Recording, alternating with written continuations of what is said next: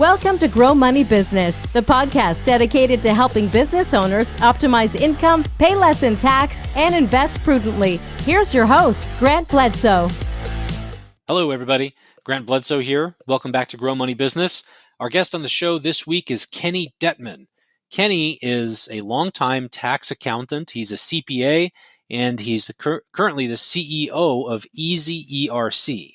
ERC as in the Employee Retention Credit, which you may have been solicited about if you're one of many business owners around the country.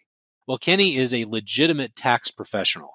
He started a business that helps people file ERC tax credit claims, people and businesses, I should say. And he joined us on the show to talk about the ins and outs of this employee retention tax credit, who qualifies, who doesn't qualify, how much the credit is actually for, and what to look for if you're considering filing a claim yourself. This is a corner of the world where there are a lot of unscrupulous actors and people who've set up companies to file claims on behalf of businesses without any idea of what they're doing. And Kenny talks about that with a lot of passion and integrity, and I was really happy to have him on the show to explain all this. I hope you enjoy it. Hey everyone, I need to interject quickly to remind you all that nothing found in today's episode or any other episode of Grow Money Business should be considered financial, investing, legal, tax, fitness, or even relationship advice. It's content that you're free to use and to deploy on your own terms. And before taking any actions on content found on the show, please do consult with your tax professional, your attorney, or your financial planner. If you don't have a financial planner, head on over to threeoakswealth.com to learn more about what we do in terms of financial planning and investments and how we help clients on an ongoing basis. Welcome, Kenny, to Grow Money Business. Thanks for being here, my friend. Thanks for having me, Grant. So why don't we start with this? I would love to dive into the employee retention credit today. This is your area of expertise. This is something that I think a lot of our listeners have been bombarded with in terms of mailers and other solicitations that not very many people know a whole lot about, but you do. And I'd love to, maybe we could start today. Why don't you just tell us a little bit about yourself and your work and your business?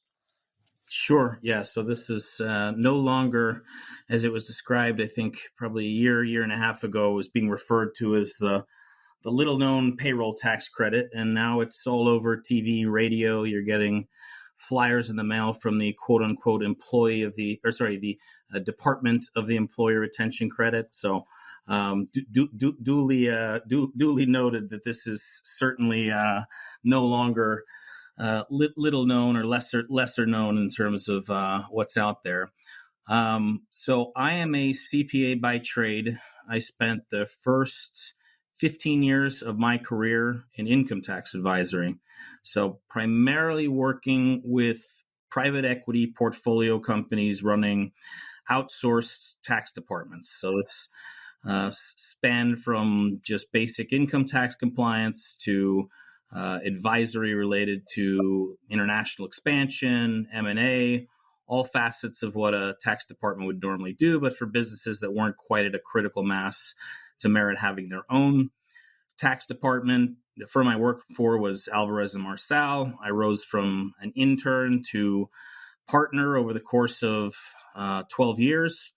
And that's the only experience, the only place I'd been for my entire professional career until I jumped ship and started EZ-ERC. So how did I get into the employee retention credit? This is a payroll tax credit. I worked in income tax advisory. When COVID hit, the CARES Act was passed. You had the PPP or the ERC. Most of my clients were either sized out of the PPP, so they were too large. There was a 500 employee limit on the first round of PPP, or they were otherwise, and this was more common, deemed eligible based on having been institutionally backed. So if you remember hearing about publicly traded companies, one of the big steakhouse chains, giving their PPP loans back once there was public awareness and once they realized that there was going to be a public database of who actually took these loans.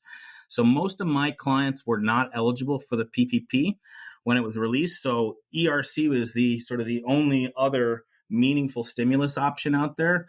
So I was working on the employer retention credit as early as March of 2020 or April of 2020, really, just giving a couple weeks for the CARES Act to set in. Kind of worked my way through my book of business at Alvarez and Marsal, helped out my clients, worked across the tax advisory group's book of business. And then I kind of looked to the broader firm and I said, hey guys, this stuff's important. It might seem like it's overshadowed by the PPP, but this is going to become, a very important program for small to medium-sized businesses. We had a nice foothold in middle market private equity. Didn't really get the firm's attention. So I said, you know what, I'm going to go off and do this on my own. I also felt, it was important to be specialized in this area. It's a very complex area of tax law, and trying to juggle all of my pre-existing obligations to my recurring book of business, plus adding ERC into the mix, very challenging. Broke off towards the middle to the end of 2021. Formed this with my wife. It's kind of just going to be a side gig for her. It has now ballooned into today we have over 50 employees with EZ-ERC. We have 5 partner firms that all kind of co-brand and network with us. Collectively, we have submitted just under $1 billion in total credits. We've got over 2,500 clients, submitted 5,500 plus claims. So this is from the middle of 2021 to today, really grown to a pretty impressive organization. Wow, that's quite the. How do you bring on 50 people in that amount of time? That's quite the scale up. Family and friends, which everyone will tell you is not the way to go necessarily, but when you have a business like this that has an expiration date, so there is a statute of limitations where you will no longer be able to claim the credit.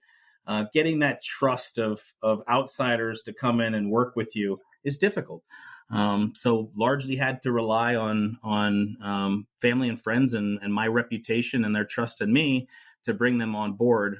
But it's been a pretty awesome journey.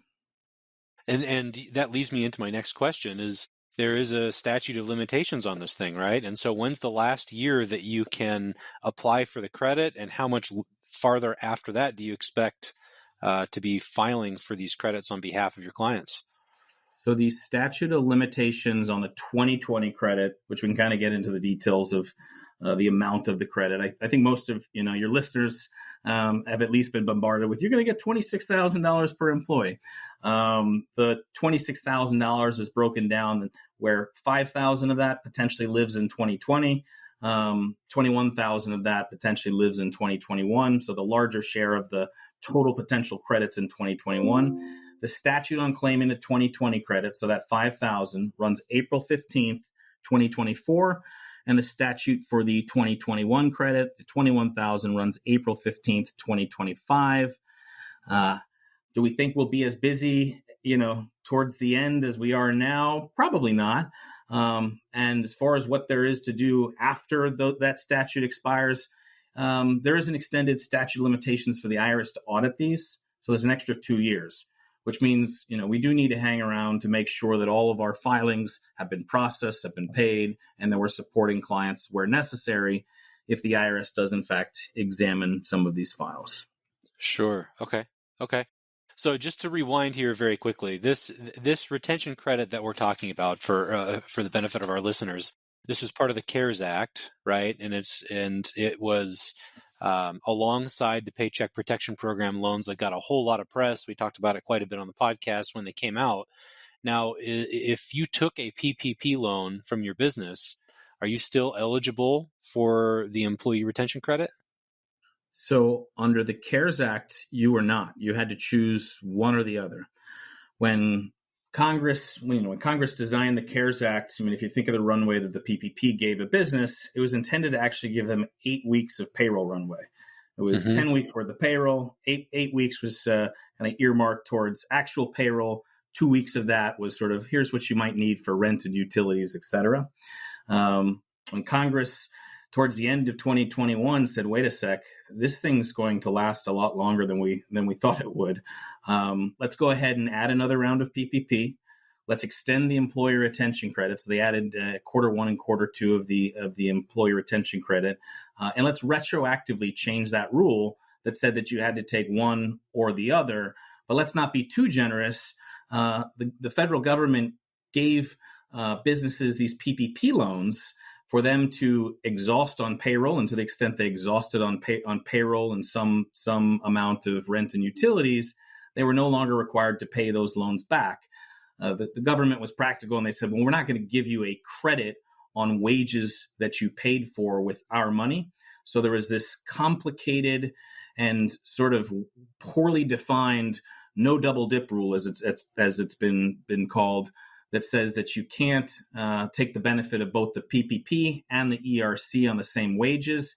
And this was all part of the Consolidated Appropriations Act. That was December of 2020.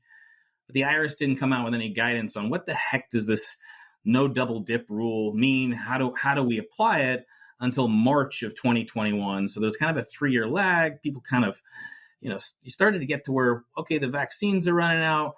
We're kind of starting to look like we're going to move on with our lives.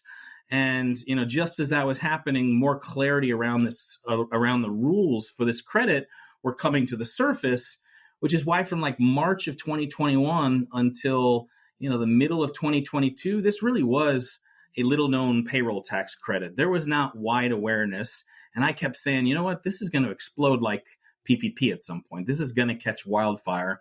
And here we are. It's caught wildfire. There's a lot of bad players, a lot of bad behavior in this space. But then there's also a lot of businesses that are truly eligible for this credit that this has been an absolute lifeline for. Right. And the reason that it still works is you can amend your tax returns back for 2020 and 2021 in a way that qualifies you for the credit if you check all the boxes. Is that right? Correct. So at this point, every claim that we're making, or 99% of the claims, because occasionally we run into somebody who says, oh, I didn't file my original payroll tax return. 99% of the claims that are being submitted are on amended payroll tax returns. So you're looking back to 2020 and 2021, and you're evaluating, did I meet one of the two tests to qualify or be eligible for this credit over that period of time? One is a financial statement test. It's looking for a decline in gross receipts. It's very objective. Frankly, your accountant probably should have caught this if you were eligible for it at the time. The other test is far more subjective. It's referred to as many things: a business interruption test, a government mandate test, a full or partial suspension of business operations test, is the full name the IRS gave it. It's very subjective, and it's also very ripe with potential abuse and fraud. So most of the businesses that are claiming it today are learning about this concept of a partial suspension or a full or partial suspension, and they're hiring a firm like ours, or they're hiring a far less reputable firm to help them evaluate their eligibility and ultimately submit this retroactive claim. Got it. Okay. Could we dive into the specifics of those two tests? So the objective test, and this is if you qualify for by passing either of these two tests, it's not both. One of them is you have to experience a drop in revenue, which is less subject to interpretation, right? What is it, 25% year over year? Is that what it is? That was the PPP percentage. Round two. Okay. So that's sometimes it's helpful to kind of remember, compare and contrast PPP. PPP, the government was loaning businesses money to the extent those businesses exhausted those on payroll and certain non-payroll tax expenses not repayable to the government. The employee retention credit can be thought of as a rebate or basically cash back on the rest of the payroll that existed while they were eligible that was not paid for with those PPP funds. And it's a 50 cents on the dollar credit in 2020. It's a 70 cents on the dollar credit in 2021. In 2020, in order to hit that $5,000 cap, 50 cents on the dollar, you have to have $10,000 of wages paid to an employee during a period of time that you were eligible, and those wages couldn't have been paid for with PPP funds. Jump into 2021, 70 cents on the dollar credit. How do we get to 21,000? Well, they made it a quarterly test, and they gave us 3 quarters of potential eligibility. So in each quarter, if a particular employee is paid $10,000 or more in qualifying wages and health, meaning it's in an eligible period, they're maxing out that $7,000 per credit quarter. If it's less than $10,000, it's just the 50 cents or 70 cents times whatever those wages are. So that's sort of the calculation mechanics. Can be very complicated when you're interacting it with a PPP cover period. But how do you build out an eligible window under the employee retention credit? You meet one of those two tests you're talking about. The first test formally is known as the substantial decline in gross receipts test. In 2020, it's looking for a 50% decline comparing any quarter in 2020 to the same quarter in 2019. So you're looking at an organization that's getting absolutely rocked from a financial statement perspective. We typically only see that in the second quarter. That was kind of ground zero, full shutdown period. And then that percentage decline for the purpose of the 2020 rules, it got softer. It was easier to reach. It was only looking for a 20%. So when you compare that to the 25% of the PPP, obviously much greater in 2020 was required for a decline, and then it softened to 20% in 2021. And also noting that there's this kind of special rule. It's a quarter by quarter test. There's these special rules that basically always guarantee that if you have that decline in one quarter, you're going to be allowed to borrow it and in a future quarter. So you almost always get 2 quarters of eligibility to the extent you meet this revenue test. And for the 2021, with the softer stipulation of 20%, is that 20% drop over 2019 then? Good question. Right. So we're always comparing back to the control period. The control period is what did the world look like before COVID? So we're always comparing back to 2019. So there's various tests within the employee retention credit legislation and IRS guidance. We're almost always using 2019 as our baseline period. Okay. So what I heard you say there is that if you did not take out a PPP loan, you maintained payroll and saw a 50% revenue drop in any quarter in 2020 compared to 2019, then you could be eligible in for the 2020 credit, which is 50 cents on the dollar up to $5,000. That's 2020. correct. Is that right? 2021. That's the caveat that you can take a PPP loan. You can as still long take as it wasn't paid. Right. I got it. Okay. You're going to build out an eligibility window. For example, let's say you're down 50% the second quarter. You're going to get an eligibility window that goes from April 1st of 2020, and it's automatically going to end at least up until September 30th of 2020. So you got 6 months of eligibility. Your PPP loans, well, you have to look at where your covered period starts. So your covered period might have started, I don't know, May 15th. So now you've got this stub period that's eligible for the ERC. Then you jump into your PPP covered period. Well, guess what? Not all wages in that 8 to 24 week covered period were necessarily paid for with PPP funds. So now you got to look inside that covered period and explore, are there wages in here that might be eligible? So it can get pretty complicated, and there are ways to optimize the credit calculation by carefully sort of selecting which wages should be earmarked for PPP versus which ones should be earmarked for ERC. Sure. Okay. And then similar situation for 2021, if you were down 20% over your 2019 control period. Mm-hmm. And I would suspect that you can't cherry pick like the second quarter of 2020 and compare it to the first quarter of 2019. Does it have to be the same quarter in the previous year? Correct. So you're always comparing back to the same quarter. You can sometimes see some unusual results, for example, and we've seen this quite often. There's some extraordinary transaction that happens in 2019. So, all income, including gains, are part of the gross receipts calculation. So imagine a large transaction that's a one-off that occurs in the second quarter of 2019 that all of a sudden kind of distorts reality when you're comparing it to Q2 or Q2 of 2020 or Q2 of 2021. we see a lot of that. But then sometimes it can go the opposite direction. You might have an extraordinary transaction that's happening in 2020 or 2021 that's not reflective of sort of the reality and the disruption the business was facing. Right. Interesting. Okay. So I think I have a pretty good understanding of what the first test is. Let's dive into the details of the more subjective interruption test. And I suspect where you're going with this is if your business was interrupted for at all or a specific amount of time by government intervention, meaning that we have this, you can't operate like a bar or restaurant might be one example, then you might qualify. Is that in the ballpark?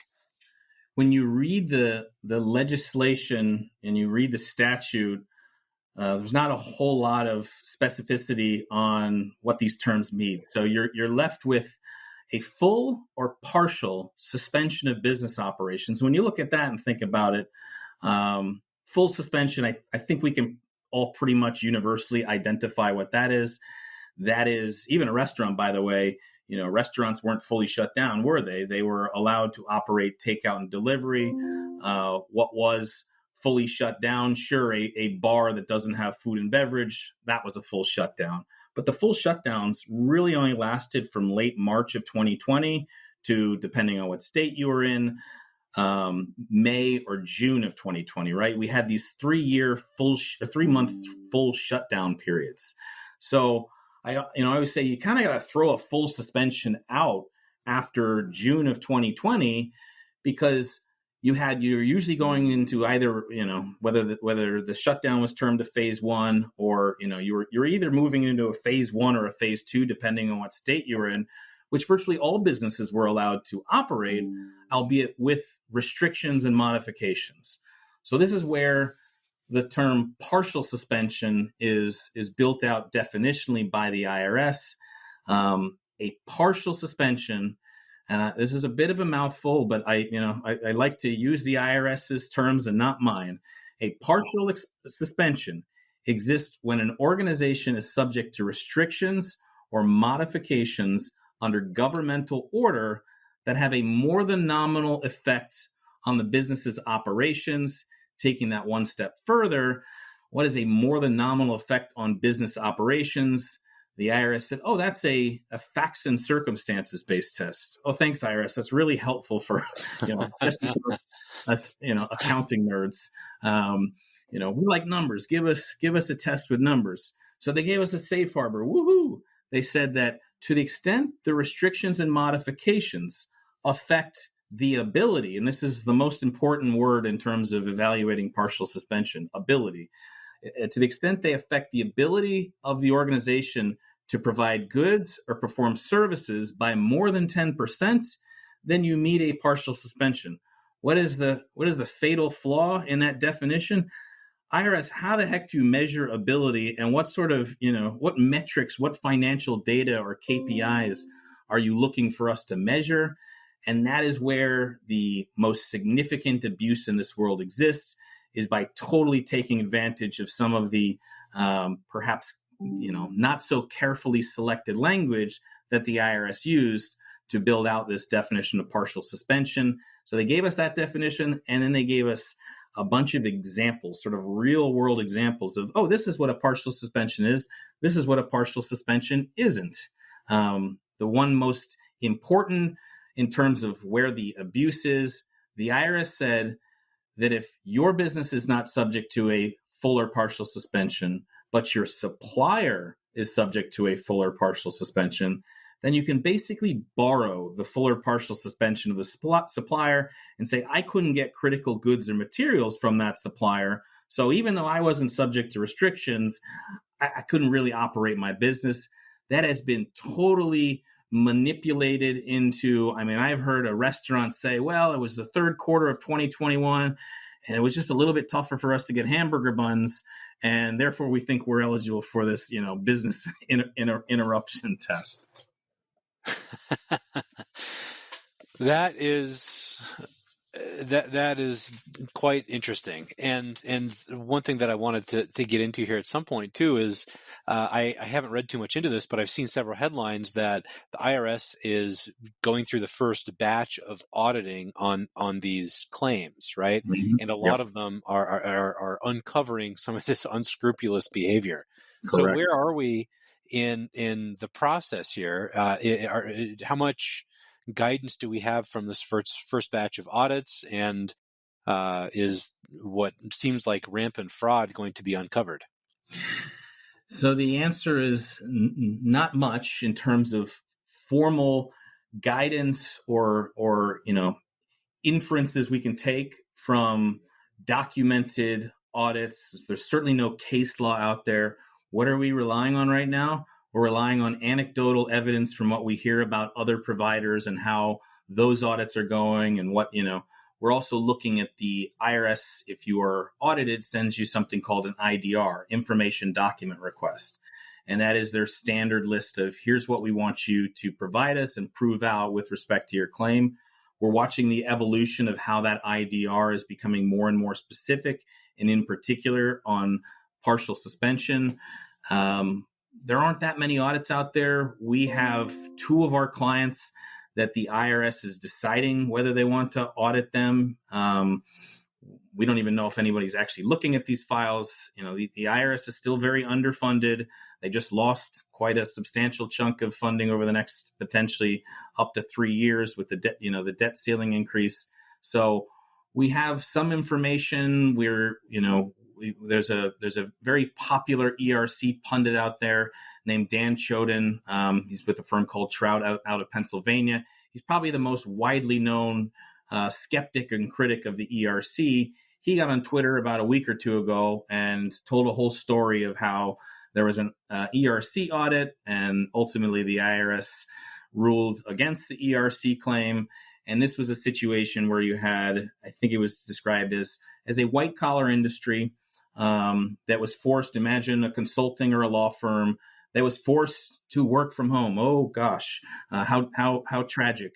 And that basically what they were claiming to the IRS was, well, we couldn't meet in person with our clients, and it just didn't feel the same. The IRS has a general theme, an overarching theme with respect to this concept of partial suspension. And that theme says that to the extent a business is able to pivot to a telework platform and perform reasonably equivalent services to what they were doing in person, it does not rise to the level of a partial suspension. So what are the takeaways sort of, based on what we have out there today? Audits are happening, but not in large scale.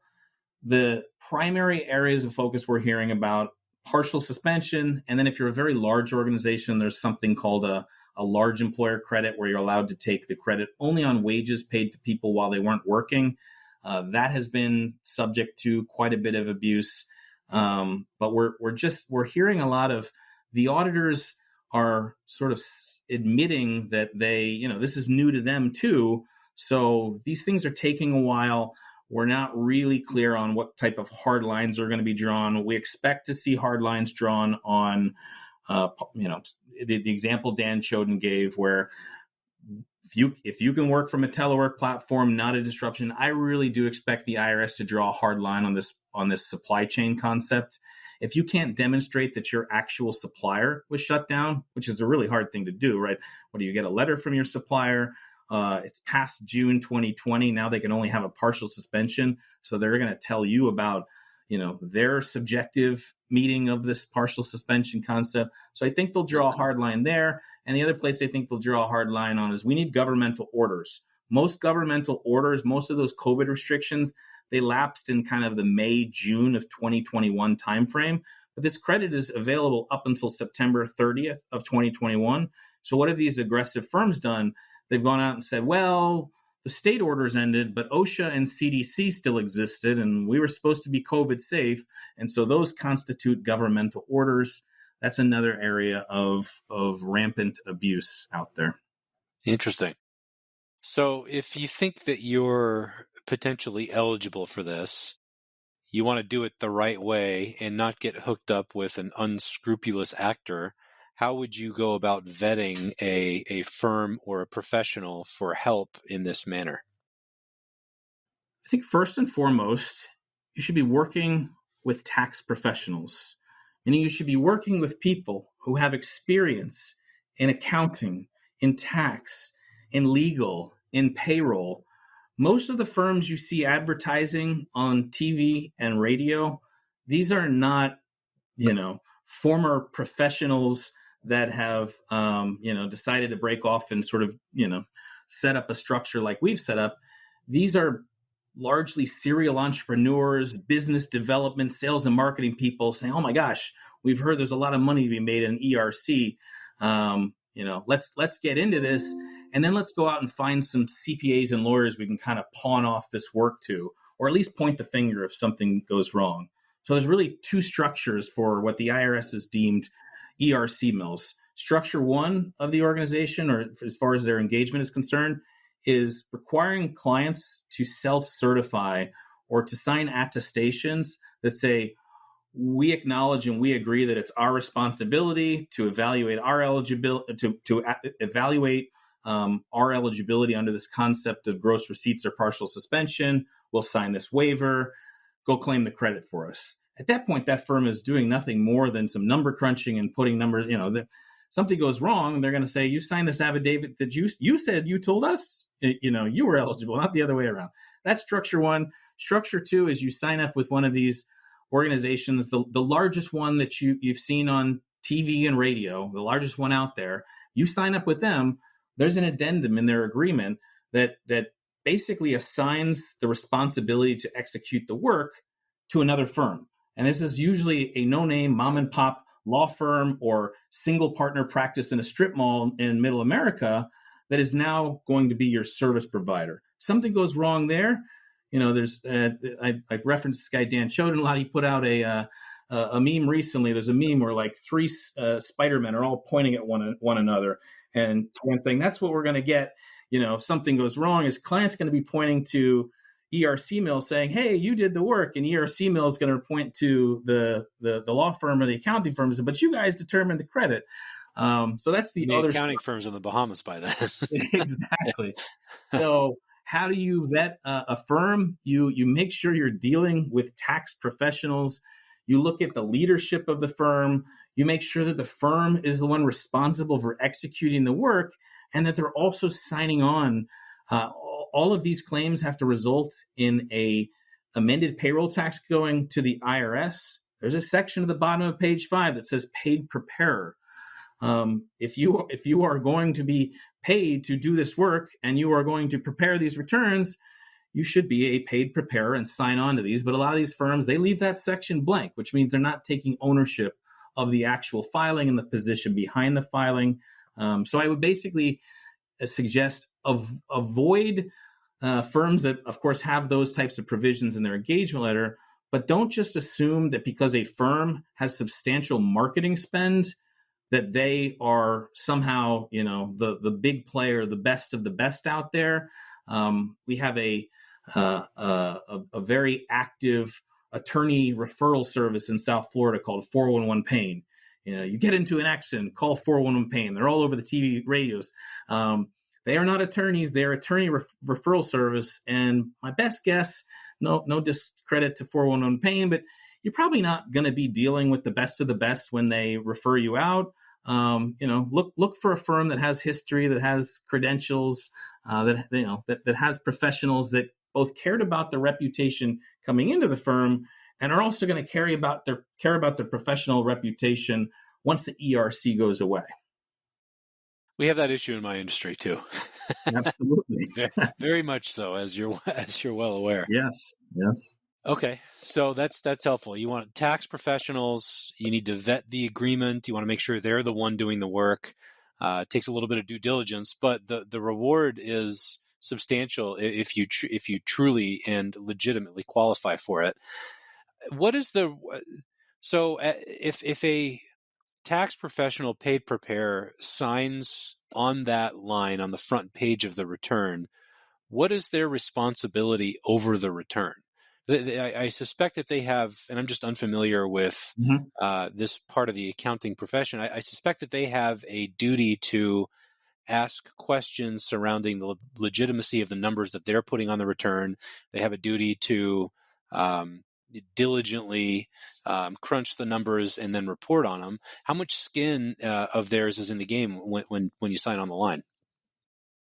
So and you're asking some, maybe unknowingly, some very kind of deep and complex questions surrounding the definition of what is a tax preparer. Because a tax preparer is not exclusive to the individual that is actually signing their return.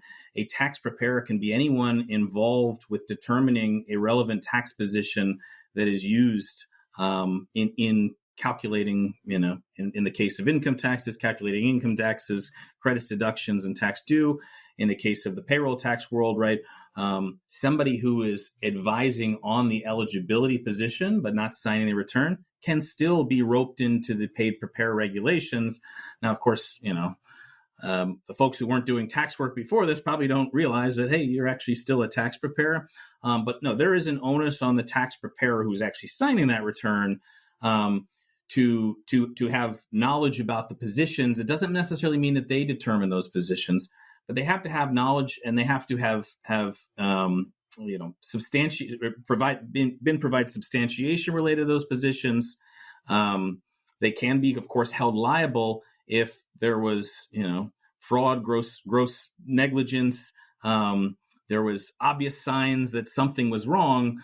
But what a tax preparer is also not required to do is they're typically not required to audit, validate, substantiate, right? You can rely on client representations. You can rely on client data.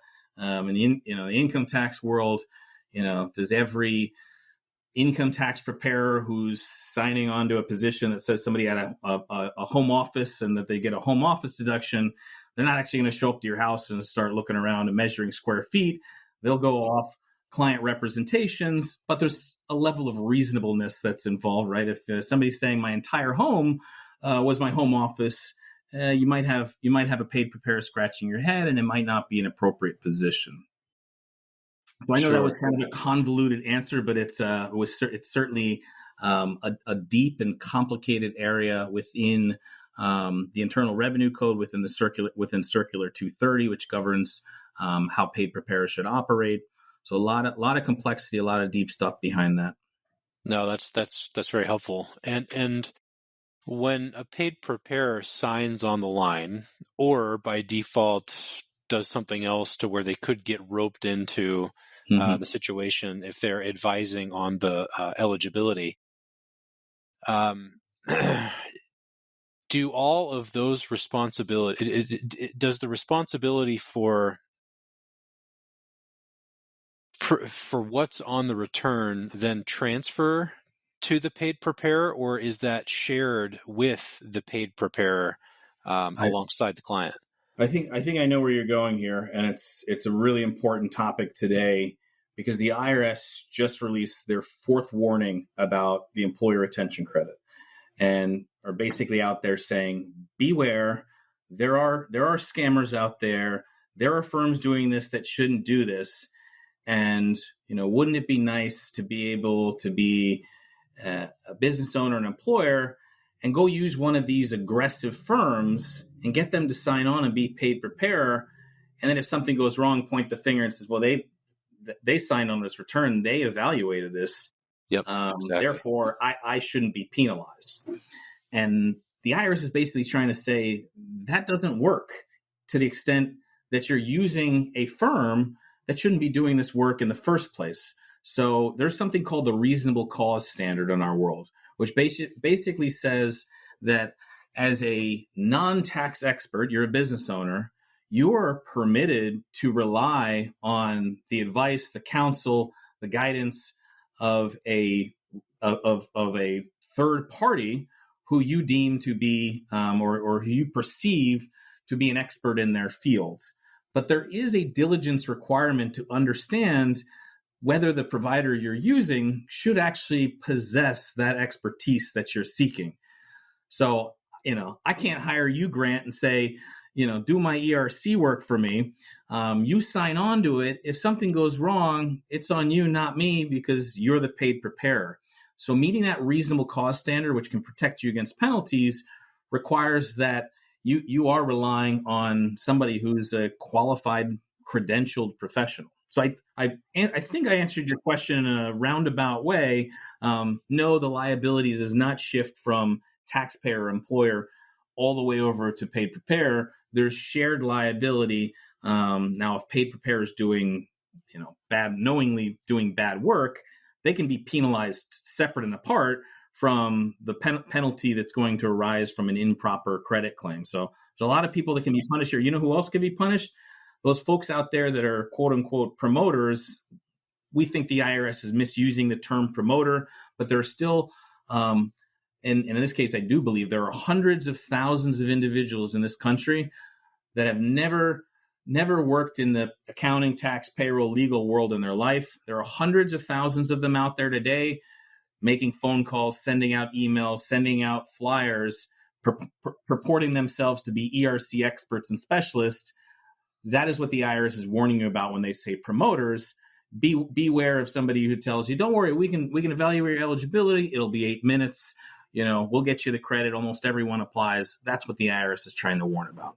Sure. Okay. That's that was exactly what I was looking for. And I suspect that if you're looking for a firm for help with this, and you take the steps that you suggest, you hire an actual professional firm, like somebody who's a CPA, they have all sorts of other requirements to maintain that designation. And if they file a return that gets challenged and you lose on it because they did bad work, then you have recourse in reporting them to the proper authorities and so forth. But you're not handing over the responsibility in whole by doing that. Correct. It's really not that difficult to identify the good. I mean, there are lots of good players in this space, and there are lots of bad players. It's almost as simple as look at who's running the organization, and evaluate the top 5 in the C-suite, and check to see whether any of them are accountants, lawyers, have ever been involved in professional services. Those are the guys that are serial entrepreneurs that are here for a quick buck. They don't have a reputation to worry about post April 15th, 2025, when they're, deciding to start some tech company or something, right? Right. So, look for the leadership. Look at the engagement letters and understand the structure. Look to see whether you think you're dealing with a business development, sales-focused organization at the top that is supported or supposedly supported by accountants and lawyers versus an organization that looks like a traditional professional services firm where the professionals are at the top that might be supported by a sales and marketing function. Yeah. It's tough to get sucked in because the bad players are also the ones saying, hey, we're going to get you more money than anyone else. Right. Is there any correlation between the quality of the professional and the rate that they charge? And it seems to me that the operators out there, and I'm seeing 25 to 30% sometimes of whatever they can get from this credit is what the fee structure is. And it seems to me that the higher the rate, the less scrupulous the activity, right? Because it gives them an incentive to push the envelope more. 100%. I'd say it makes no sense, but it makes perfect sense, right? I can almost guarantee that if you looked at the number of disputes, collections issues, examination issues, legal issues just in general that these larger organizations are dealing with, it's almost as if there's a buffer in there to be able to fund all of the, the nonsense they're going to have to deal with. This is like a little bit of an element of insurance in there too, right? If we charge an extra 5%, that's going to cover all of the, the ones, maybe the fees that we have to pay back. Right. So, if you're looking at a provider that's charging more than 20%, run for the hills. I mean, there are so many good providers out there that are doing this in the sort of 8 to 15% range, which feels good for everyone at the end too, by the way. What we've seen, you go through one of these providers, you pay them 25% and you get like you get a 3-page report or something that's like, oh, here, you use this in case you get audited. There's not a warm, fuzzy feeling at the end when you're giving up, $25,000 out of $100,000 credit to a firm for 3 pieces of paper and a filed return. Right. So. Right. So you pointed out a few minutes ago that the IRS is really underfunded. They got some additional funding in a recent piece of legislation, and then that, as I understand it, a lot of that was clawed back as part of this debt ceiling deal that just went through. And one of the frustrations in my industry, we don't run into it as much as you guys do, is that we need guidance from the IRS on how to handle stuff. One example is when you inherit an IRA, you have to take a little bit of money out every year, and you also have to have the account zeroed out within 10 years of inheriting it. But nobody knows which table to use because the IRS hasn't come out with guidance yet. And this is a couple of years where we've just been kind of blowing in the wind, waiting for somebody to speak up and give us some help. You guys must deal with that all the time. And so as a practitioner, when you don't have the guidance, what do you do? How do you handle the casework that comes through? Yeah, I mean, you just reminded me of my prior life as just a income tax professional dealing with issues like that day in and day out. At least I'm kind of in a lane where we sort of know all of the potential issues that can arise, and we know which one we know which ones the IRS has addressed, and we know which ones the IRS hasn't addressed. And the IRS has basically said we're not going to give any further guidance. They released 3 notices. They kind of said, that's it. Maybe we can wait around for some case law or some, rev rulings or something that comes out. Highly unlikely that's going to happen by the time these statutes expire. So, the way we approach it is we usually start with thinking about, well, what was the congressional intent? And what other areas within the 3 IRS notices can we borrow from to try to, better interpret what we think the correct result might be, also looking at the congressional intent as our guiding light. And then there's a lot of other areas within the Internal Revenue Code and regulations that we can also borrow from. But, I mentioned a few moments ago, partial suspension. The IRS comes out and says, this is a facts and circumstances based test. You're just waiting on some actual sort of non-subjective guidance on how to handle an inherited, IRA or 401k. It's not like you're expecting the IRS to come out and say, hey, it's a facts and circumstances based determination on what you should do. So it's, dealing with that level of subjectivity is tough because we know we're never going to get a better answer.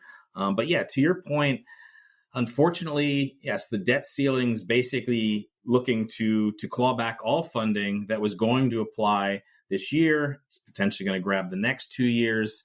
Gosh, wouldn't it be nice if there were more efforts to simplify the Internal Revenue Code and to provide that guidance?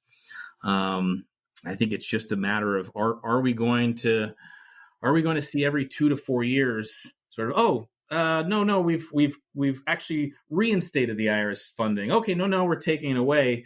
I mean, can you imagine how chaotic that environment is in order to fix and improve all of the things that need fixing and improving? Yeah, exactly. The pendulum swings more dramatically every couple of years. Yeah, and the more you upset the apple cart, the more drastic the change is. It's a challenge. Yeah. So you got a couple of years left here, 24 and 25, to file the amended returns. You're thinking that there's probably a little bit of work that'll dribble on after that as audits potentially come through and you work with your clients on those.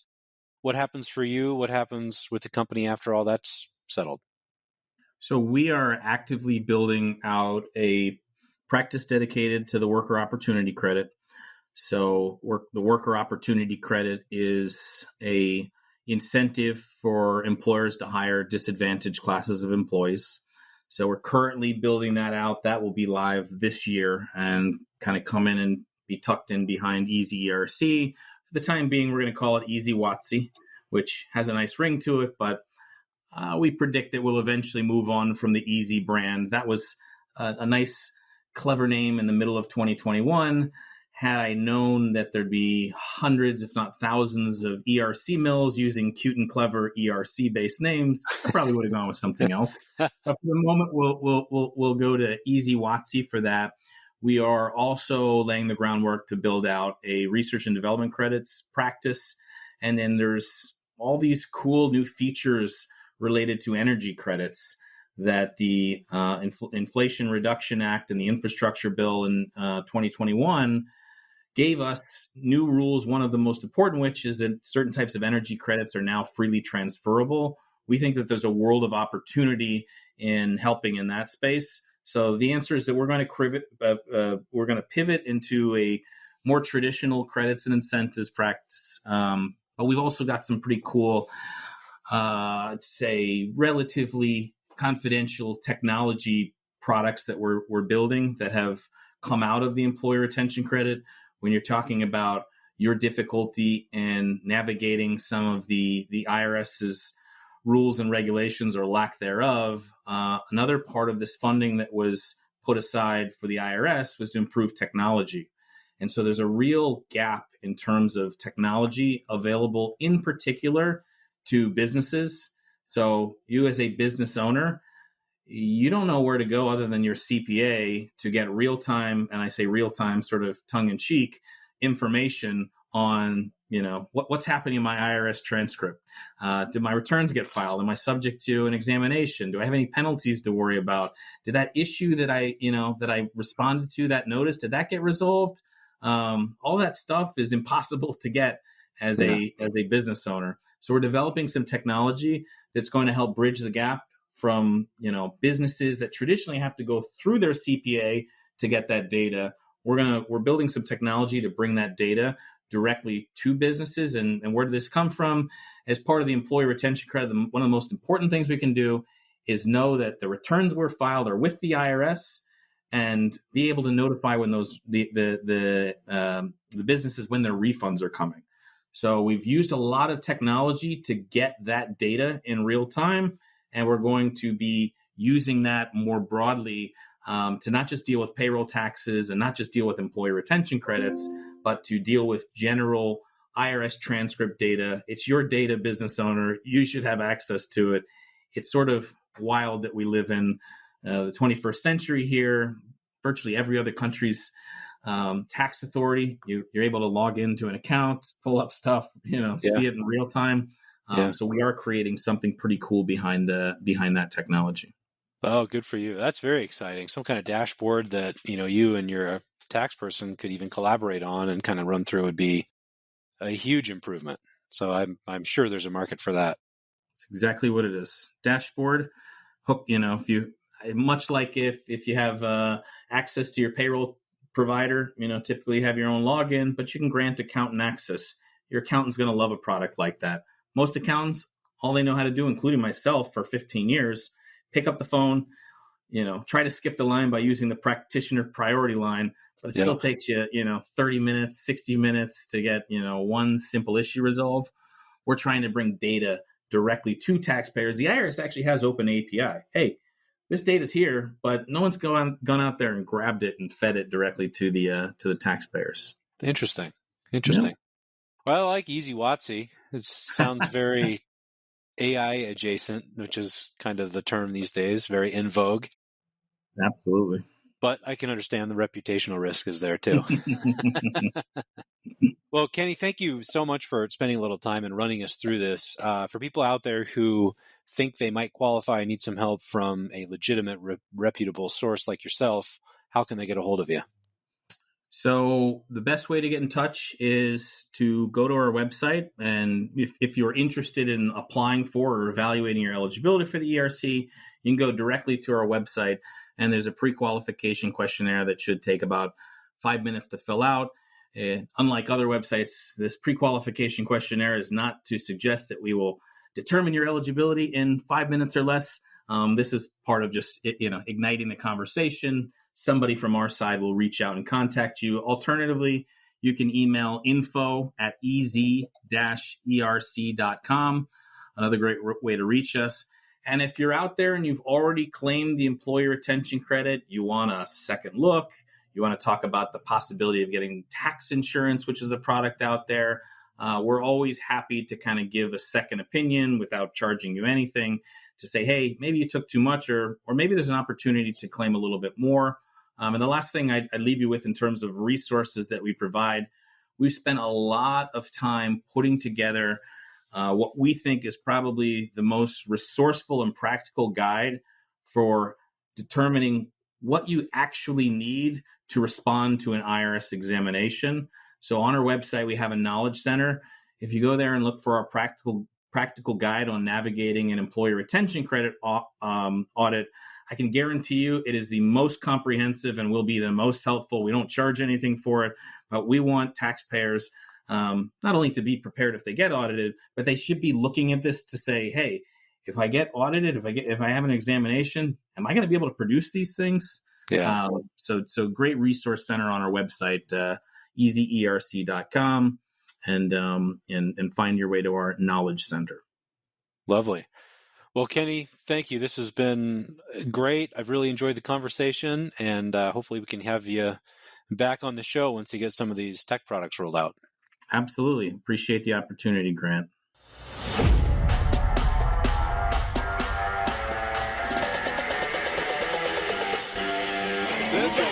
Thanks for tuning in to Grow Money Business, the podcast dedicated to helping business owners optimize income, pay less in tax, and invest prudently. Be sure to subscribe to the podcast on iTunes, Google, Spotify, or wherever you digest podcasts to ensure you don't miss out on future episodes and announcements, and feel free to submit questions to growmoneybusiness.com.